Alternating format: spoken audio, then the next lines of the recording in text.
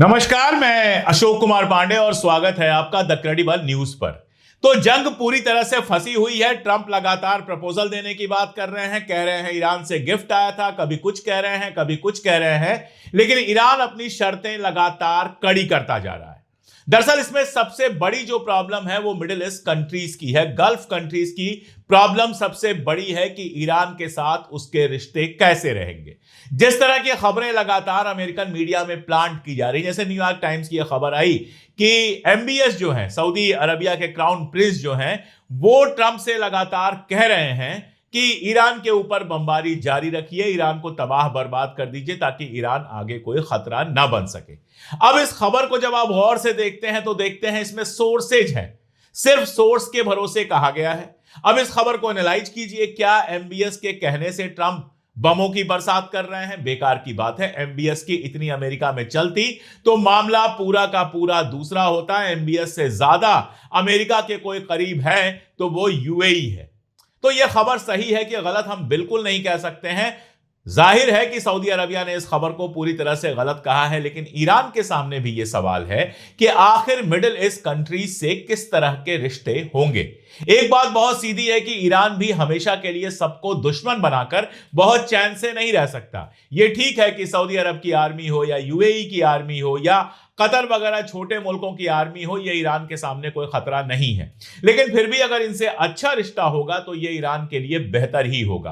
खास तौर पे जो बार बार उम्मत की बात, इस्लाम की बात की जा रही है, उसके अगर रोशनी में देखें तो यह बेहतर होगा। और इसको बिगाड़ने का जो काम किया जाता है सबसे ज्यादा शिया सुन्नी एंगल से किया जाता है, जो इस वार में लगभग अनुपस्थित दिख रहा है। शिया सुन्नी दोनों मिडिल ईस्ट के ईरान के साथ खड़े दिख रहे हैं। ईरान ने इस मौके का फायदा उठाया है और तेहरान टाइम्स की रिपोर्ट को सही माने तो वहां की मिलिट्री के स्पोक्स पर्सन ने एक बात कही है कि क्यों ना हम लोग मिलकर अपना एक सिक्योरिटी यूनियन बना लें, एक ऐसा सिक्योरिटी यूनियन जिसमें अमेरिका और इजराइल का कोई रोल ना हो। अब यह बात सुनने में छोटी लगती है, यह भी लगता है यह कैसे पॉसिबल होगा। ऐसे मुल्क जो अमेरिका और इजराइल के कदमों में पड़े रहते हैं, वो ईरान के साथ सिक्योरिटी यूनियन क्यों बनाएंगे? लेकिन अगर इसको गौर से देखिए तो ईरान कह क्या रहा है? ईरान यह कह रहा है कि देखो भाई, अमेरिका और इजराइल तो तुम्हारी हिफाजत कर नहीं सकते हैं। यह साबित हो गया। यह साबित हो गया कि चाहे तुम्हारे आयल के सेंटर हो, चाहे पावर के सेंटर हो, चाहे अमेरिका के बेस हो, वहां हम पहुंच सकते हैं, उनको हिट कर सकते हैं। लेकिन अगर हम लोग मिल जाएं, अगर हम एक सिक्योरिटी यूनियन बना लें, और इस तरह के सिक्योरिटी यूनियन की बात काफी दिनों से चल रही है। आपको पता है टर्की, इजिप्ट, पाकिस्तान और सऊदी अरबिया एक सिक्योरिटी यूनियन बनाने की बात कर रहे थे। जब यह जंग शुरू हुई उसके पहले यह बात हो रही थी।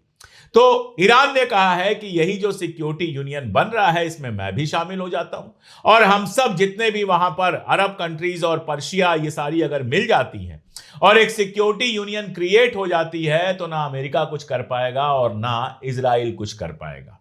इसलिए अभी सुनने में यह बहुत अजीब लग रहा है, या ऐसा लग रहा है कि ऐसा कैसे होगा, लेकिन फ्यूचर में मिडिल ईस्ट में क्या होना है कोई नहीं जानता। इतना तो सबके समझ में आ गया है कि अमेरिका का बेस अपनी जमीन पर बनवाना आपको सुरक्षित नहीं करता है, आपको सिक्योर नहीं करता है, इनसिक्योर कर देता है, क्योंकि अमेरिका इजराइल के कहने पर कहीं भी हमला कर सकता है और पलटकर हमला आपको झेलना पड़ेगा। दूसरी बात यह भी क्लियर हो गया कि अमेरिका के लिए पहली और आखिरी प्रायोरिटी सिर्फ और सिर्फ इजराइल है। आप लोग उसके लिए सिर्फ ऐसे सोर्स हैं जहां से वो जितना चाहता है उतना पैसा वसूलता रहता है, और पेट्रो डॉलर के चलते, पेट्रोल जो डॉलर में बिकता है, पेट्रोल डॉलर का मतलब समझिए कि सारा पेट्रोल डीजल जो बिकता है, ऑयल, बेसिकली ऑयल और गैस जो बिकता है मिडिल ईस्ट से, वो सारा का सारा डॉलर में बिकता है। और इसके चलते अमेरिका की इकॉनमी बची हुई है। अगर पेट्रोल डॉलर खत्म हो जाए तो अमेरिका की इकॉनमी खत्म हो जाएगी।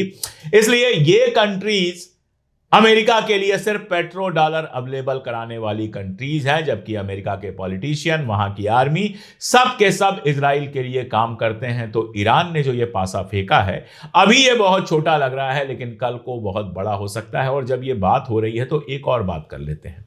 आप ये देखते हैं कि कतर पर जो हमला हुआ था, कतर की गैस फील्ड पर जो हमला हुआ था, उसके बाद कतर पर कोई हमला नहीं हुआ। ना कतर के अमेरिकन बेसिस पे हमला हुआ है और ना ही कतर के किसी सिविलियन या किसी कमर्शियल इलाके पर कोई हमला हुआ है, जबकि बाकी जगहों पर हमला जारी है। कुवैत में कल बड़ा हमला हुआ था, काफी देर तक अंधेरा रहा था। कुवैत में आज भी हमला हुआ है, आयल सेंटर पर हमला हुआ है। बहराइन पे तो रोज हमला हो रहा है। यूएई के कुछ इलाकों पर हमले हुए, सऊदी अरबिया में हमले हुए, लेकिन कतर में हमले नहीं हुए। तो खबर यह आई, बल्कि कहिए कि कयास यह लगाया गया कि कतर ने ईरान को अच्छा खासा अमाउंट पे किया है, जिसके चलते ईरान ने वहां पर बॉम्बिंग करनी बंद कर दी है। अब यह सच है कि झूठ, यह तो कोई नहीं जानता। लेकिन एक बात और याद रखिए कि ईरान के साथ 2 बार मीडिएशन में कोई शामिल हुआ है तो कतर और ओमान शामिल हुए हैं। आपको याद होगा जब पिछली बार 12 रोजा जंग हुई थी, उसके ठीक पहले कतर निगोशिएट करा रहा था। और कल भी कतर का यह बयान आया कि अभी जो निगोशिएशन की बात चल रही है, बातचीत की बात चल रही है, उसमें तो हम शामिल नहीं हैं, लेकिन अगर हमारी जरूरत हो तो हम हमेशा तैयार हैं नेगोशिएट करने के। यह भी याद कीजिए कि कतर के ऊपर ड्रोन से अटैक इजराइल ने किया था।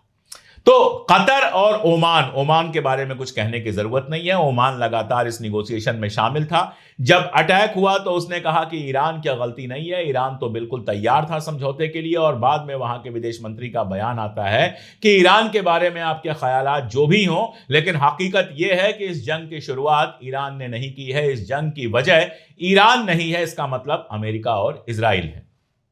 तो ओमान और कतर 2 ऐसे मुल्क हैं जिन्होंने ईरान के साथ अच्छे रिश्ते मेंटेन किए हैं। आगे ये कहां बढ़ता है, किस तरफ जाता है, यह बहुत मजेदार होगा देखना।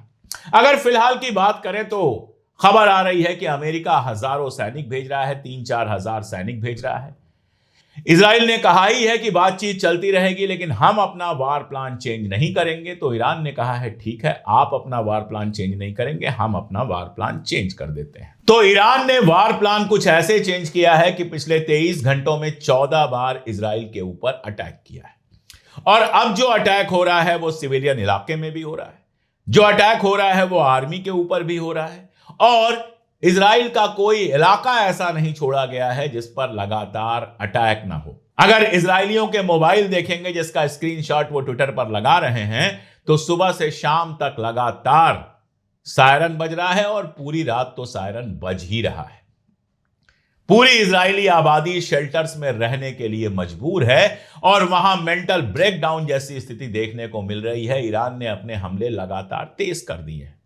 जितनी बार ट्रंप कहेंगे कि हमने ईरान को खत्म कर दिया, उनकी नेवी खत्म कर दी, उनका एयरफोर्स खत्म कर दिया, उनका फला खत्म कर दिया, ढिमका खत्म कर दिया, उतनी बार ईरान और तेज हमले कर रहा है और ज्यादा हमले कर रहा है, नई नई मिसाइलें निकाल रहा है। और इजराइल के जो इंटरसेप्टर्स हैं वो लगातार फेल हो रहे हैं। पहले ये दावा कर रहे थे, अब भी दावा कर रहे हैं कि 90% हम इंटरसेप्ट कर रहे हैं, लेकिन हकीकत यह है कि 60-70% से ज्यादा इंटरसेप्शन नहीं हो पा रहा है। और अगर एक बार मान लें कि इजराइल की बात सही है, तो 90% इंटरसेप्शन के बाद अगर तेल अवीव का यह हाल है, तो आगे क्या होगा इसका अंदाजा लगाया जा सकता है।